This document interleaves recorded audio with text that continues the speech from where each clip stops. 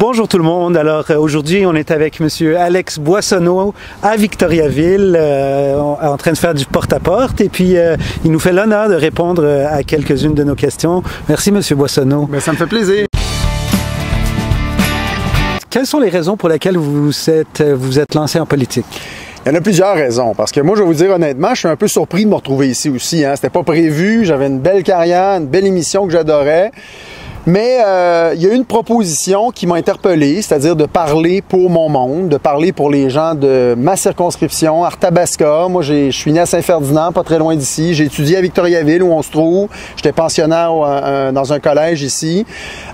Puis, j'ai l'impression qu'il y a quelque chose de beau qui est en train de se passer avec le Parti québécois. On a des propositions qui sont porteuses en ce moment pour les gens du coin. On peut penser à l'accès à la propriété, on peut penser à la réduction du fardeau fiscal, la réduction du fardeau administratif, optimiser les services qui sont rendus par l'État, retravailler le contrat social aussi. Puis, on a un chef, Paul Saint-Pierre Plamondon, qui est convaincant là-dedans, qui arrive avec une proposition assumée pour l'indépendance du Québec, pour la souveraineté, qui est convaincante. Donc, on a un beau moment, je trouve qu'on file un beau moment au Parti québécois, puis à un moment donné, j'avais le goût de m'embarquer là-dedans.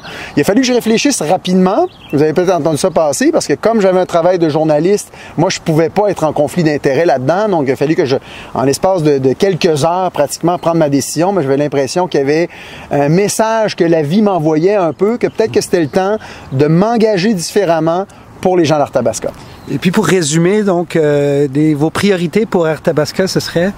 Bien, écoutez, il y en a plusieurs, ça dépend à qui on s'adresse, mais moi, ce que j'aurais le goût de dire comme priorité, c'est entre autres de travailler le contrat social.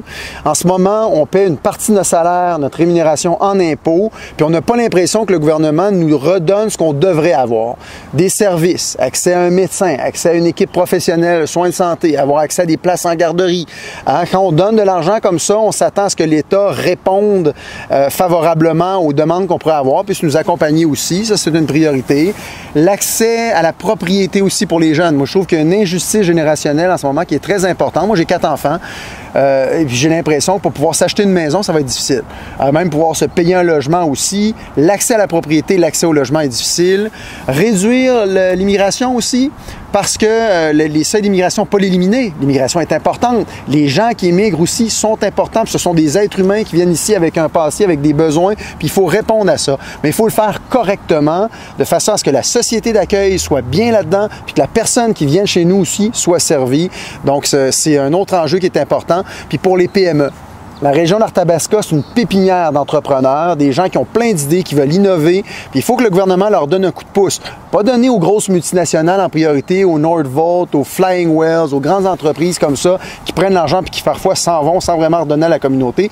Mais s'assurer que d'abord et avant tout, on aide les petits entrepreneurs, les gens qui se travaillent le matin, qui se lèvent tôt pour travailler, qui ont besoin d'un coup de pouce du gouvernement. Je pense qu'on devrait prioriser ces gens-là. Bon, merci beaucoup, monsieur. Ça fait plaisir.